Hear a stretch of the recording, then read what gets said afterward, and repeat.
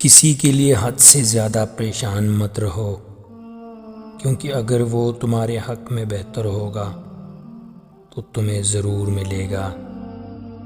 मोहब्बत की पहली शर्त इज़्ज़त है, और जो इज़्ज़त नहीं दे सकता वो सच्चा प्यार भी नहीं दे सकता।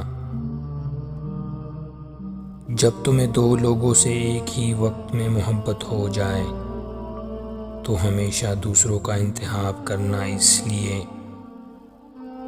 क्योंकि पहले से मोहब्बत थी ही नहीं। अगर ऐसा होता तो मोहब्बत के लिए दूसरे शख्स की ज़रूरत ना पड़ती।